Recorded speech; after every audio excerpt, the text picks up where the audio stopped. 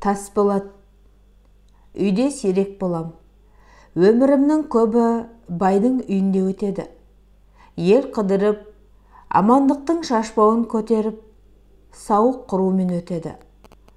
Айғанша кейде үйіңе барсайшы, келінді ренжітпесейші дейді. Айғаншаның сөзі жерде қалмасын деп үйге барам. Бірақ көңілсіз, өз үйіме өзім сыймаймын. Қатын мені сағынып, жүдеп қалған болады. Мені көргенде жылап жібере жаздайды. Бірер жылдан кейін жүкті болып ұл тапты. Атын Байжан деп қойдық. Сонда туған Байжан еді-ау. Байжан туған жылы қыс. Кемпір шал бірден қайтыс болды. Үйде бір-екі қара қалған. Ішуге тамақ кем. Емшектегі бала, жас қатын өз бетіне отырып күн көре алатын болмады. Менің аяғымды еріксіз байлайтынды шығарды. Қатынға да бұрынғыдан гөрі тіл бітіп, бір жаққа барып келсем, қайдан келдің, неғып жүрдіңді шығаратын болды. Ол сұраған сайын, тексерген сайын менің қытығыма тиіп, әлде қайда жүрегімнің түкпірінде соған қарсы белгісіз бір ашу бас көтеріп келе жатқан сияқты болушы еді. Бірақ ашу қысса да қатынның өзімді артықша сүйетіндігін ойлап ұрмаушы едім. Амандық шақырған соң үйімді көшіріп соның жанына бардым. Көшіп бармасқа болмады. Тәпен соңыма түсіп, сары бауыр аттың кегін алуға ыңғайланып жүр деген сыбыр естілді.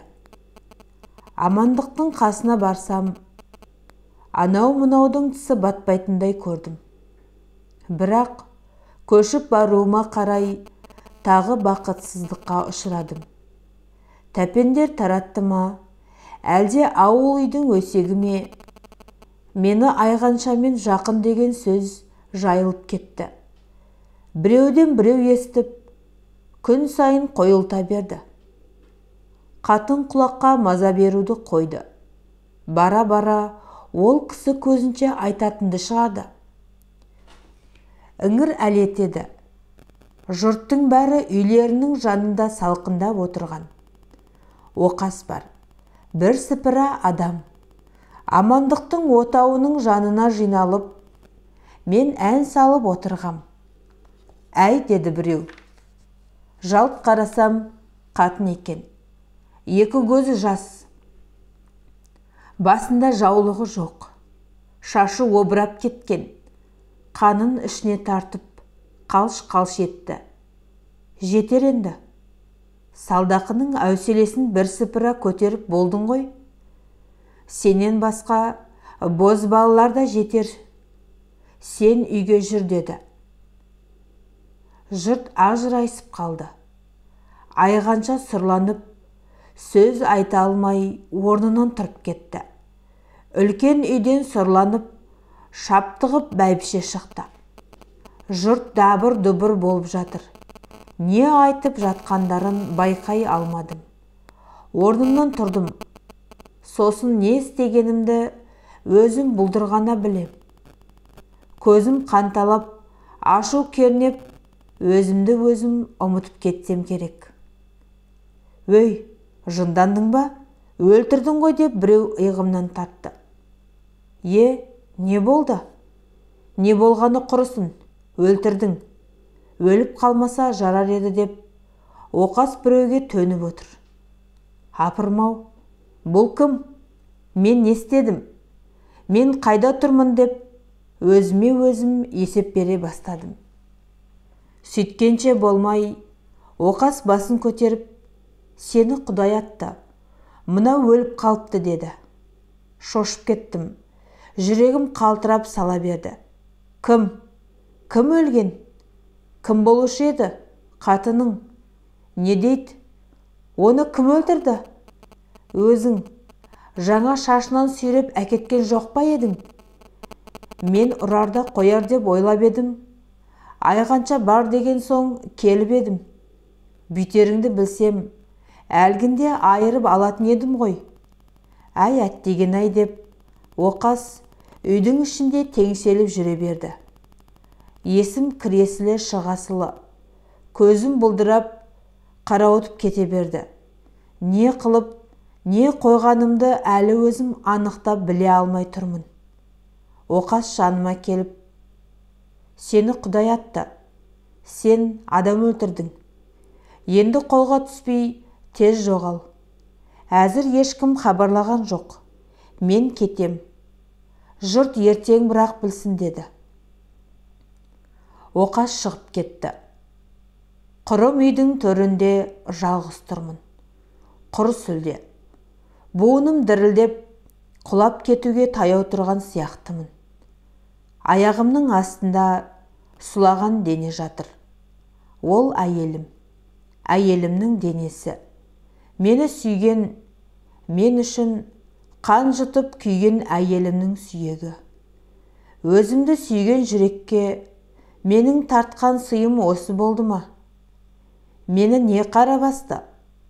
Бүйткенше нақа ашуға шыдамасам, көптің көзінше қатынымның сөйлегенін бойыма ар көрсем, өзім-ақ өліп кетсем болмады ма? Бұл сорлыда жазық не еді? Ойлаған сайын елжірей бердім. Екі көзден ыстық жас ыршып ата берді. Жүгініп отырып, бетін сипадым. Көзін жұмдырдым. Кеш, мен қарабет болдым. Мен қанішер атандым. Деген сөз аузымнан еріксіз шығып жатты. Қатаны жаңа ғана ұғынғандай болдым. Бірақ кеш еді. Іс өтіп кеткен. Егер нақ сол сағатта қатынның кеудесінде жан болса, мен тізерлеп отырып, аяғына бас ұратын едім. Жаңа білдім. Мен сендік, жүрегімді де, жанымды да өзіңе жиып ал дейтін едім. Осы сөзді салқын денені құшақтап отырып көп айттым. Біреу басымды сүйеп тұрғызды. Таң бозарып, үйге сәуле кіріп қалыпты. Алдымда әйелімнің денесі жатыр. Оң жақта төсек салулы екен. Төсек жанында бесік. Бесікте Байжан бөлеулі. Байжан шырқырап, үйді басына көтеріп жатыр. Не ғып отырсың деді. Айғанша екен. Әй еркек, еркек, сендерден осыдан артықты күтуге де болмайды ғой деді. Төсек үстінде жатқан жаулықты әкеліп, қатынның бетін жапты. Бесіктен Байжанды шешіп қолын алды. Міне көрдің бе, деді. Осындай болатынын мен сезгем. Сезгендіктен сені бойыма жуытпағам.